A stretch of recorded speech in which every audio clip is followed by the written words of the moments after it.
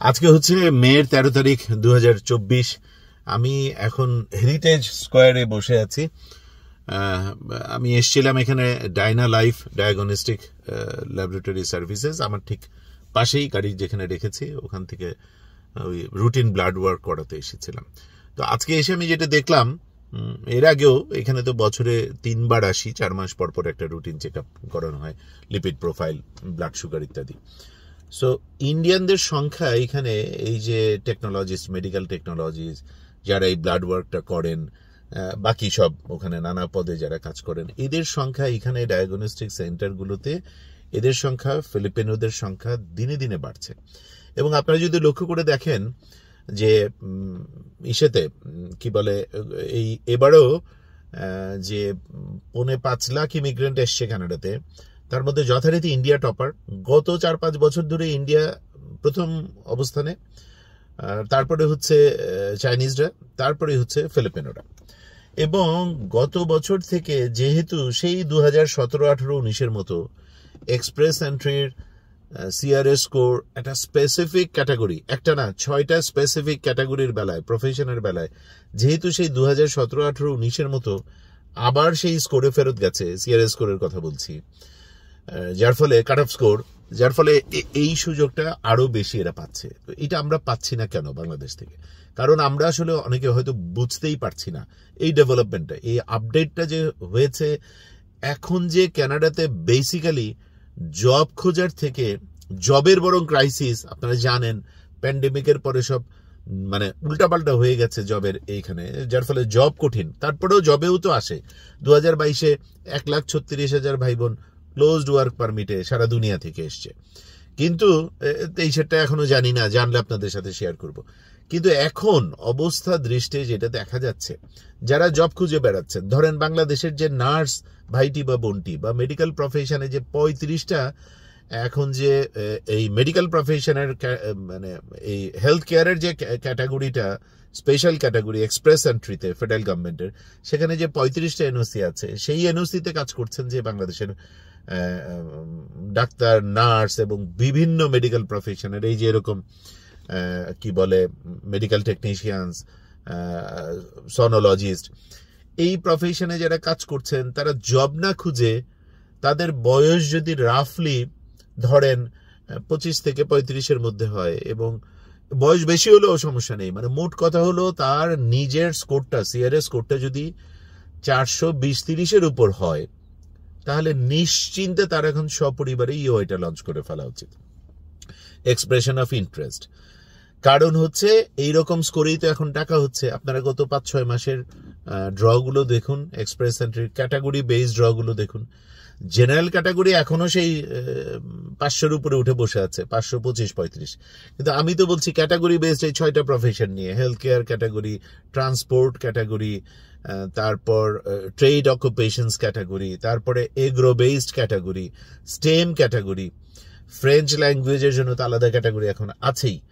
কিন্তু আমি ফ্রেঞ্চ ল্যাঙ্গুয়েজকে যদি সরিয়েও রাখি, বাকি যে 5টা, ড্রাইভাররা পর্যন্ত এখন ডিরেক্টলি পিআর হয়ে সপরিবারে আসতে পারে। তার মানে এটা শুনে যেন আমাদের আবার মাথায় না আসে বাংলাদেশের টিপিক্যালি যে ড্রাইভার ভাইরা গাড়ি চালান, পড়াশোনা নাই বা কম পড়াশোনা, সেটা না। পড়াশোনা এখানে থাকতেই হবে, ওই যে বললাম সিআরএস কোডটা তো 430-40-এ উঠতে হবে। তো যাদের পড়াশোনাটা আছে, এই ট্রেড অকুপেশনের জবগুলোর সাথে আছেন, ট্রান্সপোর্ট সুপারভাইজার, এই জাতীয়, আপনি একটা company transport officer, transport manager, আপনার জন্য তো ট্রান্সপোর্ট সুপারভাইজারে আবেদন করা ইজ নাথিং। শুধু জিনিসটা বুঝতে হবে, আইএলসটা দিতে হবে, ইসিএটা করাতে হবে, আর প্রয়োজনে একজন আরসিএসি শরণাপন্ন হতে হবে, তাকে আপনার প্রতিনিধি বানিয়ে প্রয়োজনে আপনি তার মাধ্যমে আবেদনপত্রটা সপরিবারে জমা দিন, যাতে করে জমা দানে বা লেখায় বা সমস্ত কিছু সাজানোতে কোনো রকম ভুল না থাকে। ছোটখাটো ভুলের জন্য তো একটা বড় রকম রিফিউজাল কেস হয়, তাই না? আপনার আরসিআইসি মৌলি তাসনুভা তো আছেই। মৌলি তো, আমি তো কয়েক মাস ধরে আপনাদের এটা বলছি, এবং মৌলিও বলেছে যে এখন যারা এটা রেডি হয়ে আছেন, যাদের ইসিএ করানো আছে, যাদের আইএলস রেডি আছে এবং স্কোরটা 415-20-এর উপরে উঠে, তাদের ইউআই লঞ্চ করে ফেলার এখন উপযুক্ত সময়। কারণটা হলো 2024-এ 23 থেকে এটা শুরু হয়েছে। যে কেউ আমার এই ভিডিওটা শেষ করে শুধু গুগলে গিয়ে লিখুন যে ক্যাটাগরি বেসড ড্রগুলো এক্সপ্রেস এন্ট্রিতে, তাহলে ড্রগুলো বা এক্সপ্রেস এন্ট্রি ড্রটা লিখুন, ড্রগুলো আসবে, সেই ড্রতে আপনি একটু স্ক্রল করে দেখুন, গত 6 মাস পর্যন্ত পিছিয়ে যান, তখনই দেখবেন 3, 4, 5 বার কিংবা তার বেশি হতে পারে এই ক্যাটাগরি বেস ড্রগুলো ডাকা হয়েছে, এবং সেগুলোর স্কোর হলো ইয়েতে তো 400-রও কম ফ্রেঞ্চ ল্যাঙ্গুয়েজে, কিন্তু বাকিগুলাই 400 এরকম 30 থেকে 460-70 মধ্যে। তার মানে এটা তো সেই 2017, 18, 19 স্কোরে ফেরত গেছে। এই ক্যাটাগরি বেসড আলাদের কথা বলছি। সুতরাং এই জায়গাটায় যদি আপনি কোয়ালিফাই করেন, তাহলে দেরি না করে প্রয়োজনে একজন আরসিএসির শরণাপন্ন হয়ে আপনি সপরিবারে ইউআইটা লঞ্চ করে রাখুন। এখানে ইভেন আপনার জব অফারও পেতে হবে না। আর সবশেষে এই কথাটা বলতে চাই, নিজেরা একটু চেক করবেন। আপনি যখন একটা জব অফার নিয়ে আসেন, তখনও কিন্তু ক্যানাডা আপনাকে ওন করে না। আপনি আসেন, আপনার কোম্পানি আপনাকে হয়তো হেলথ ইন্স্যুরেন্স দেয়, আপনি এখানে টাকা ইনকাম করেন, আপনি টিআরভিতে থাকেন, টেম্পোরারি রেজিডেন্ট ভিসায় থাকেন। আপনি যখন স্টুডেন্ট হয়ে আসেন, তখন তো এটা ক্যানাডা রীতিমতো আপনার সাথে ব্যবসা করে, বাণিজ্য করে। আমেরিকাও তাই করে, ইংল্যান্ডও তাই করে, অস্ট্রেলিয়াও তাই করে। এই দেশগুলা ওয়ার্ল্ড ক্লাস এডুকেশন দেয়, ওয়ার্ল্ড ক্লাস পয়সাও নেয় তারা। কিন্তু আপনি যখন পিআর হয়ে ঢুকবেন ক্যানাডায়, এটা মনে রেখেন, পিআর হয়ে যখন ঢুকবেন, তখন ক্যানাডা আপনাকে ঢোকা মাত্র এয়ারপোর্ট থেকে, আপনি যখন পিআর নিজেকে ডিক্লেয়ার আর সিওপিআর এর কাগজটা জমা দেবেন, তখন থেকে আপনাকে ক্যানাডা ওন করবে। রাইট? একটা পিআর পরিবারের 16 নিচে যতগুলো বাচ্চা থাকে, পিআররা যখন আসে তখন তারা ইমিগ্রেন্ট উইথ 0 ইনকাম থাকে। 16 নিচে প্রতিটা বাচ্চাকে ফেডারেল গভর্নমেন্ট এবং প্রভিন্সিয়াল গভর্নমেন্ট মিলে $+- দেয়, দুটো গভর্নমেন্ট মিলে। এবং এটা কিন্তু দান খয়রাত না, এটা বাচ্চাটার রাইটস। বাচ্চাটার যেন বেস্ট এডুকেশন পায়, যেন কানাডা গভর্নমেন্ট তাকে ফ্রি এডুকেশনটা, সে যেন বেস্ট হেলথ কেয়ারটা পায়, তাকে হেলথ কেয়ারটা দেয়। পাশাপাশি সে যেন বেস্ট মানে পরিবেশে থাকতে পারে, সুষম খাবার খেতে পারে। এটা তো সরকার তো আর বাসায় ঢুকতে পারে না, সেই জন্য বাচ্চার মায়ের কাছে প্রতি বাচ্চার জন্য এই টাকা দিতে থাকে। এবং এইটা ইমিগ্রেন্টরা এসে 0 ইনকামে থাকাকালীন তো পাবেই, স্বল্প ইনকামে থাকাকালীনও পাবে, খুব ভালো ইনকাম যখন হয়ে যাবে। আমি কিন্তু এগুলো জেনে বলছি। ধরেন $1 লাখ হাউস হোল্ড ইনকাম যখন হয়ে যাবে, তারপরও 16 নিচে বাচ্চা যদি থাকে, সেই বাচ্চার জন্য একেবারে নামমাত্র হলেও টোকেন হলেও পাঠাবে।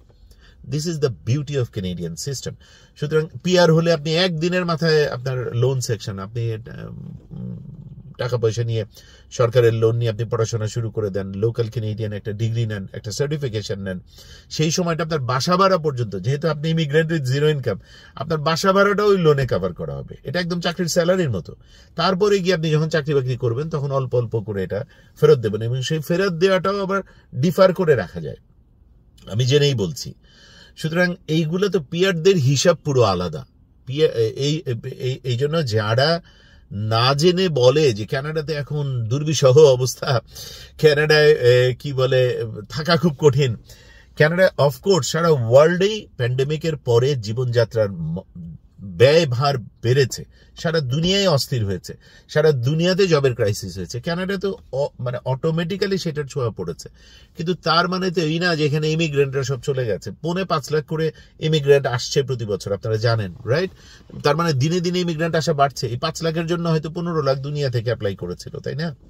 এবং এটা তো বুঝেই আসছে, সবাই তো বাংলাদেশ থেকে আসছে না, এখানে ইংল্যান্ড আমেরিকা থেকেও আসছে, ইউরোপের দেশগুলো থেকেও আসছে। লিঙ্কসটা একটু গুগল করেন, একটু সরকারের সাইটে গিয়ে পড়াশোনা করলেই তো সবকিছু আপনার কাছে ক্রিস্টাল ক্লিয়ার।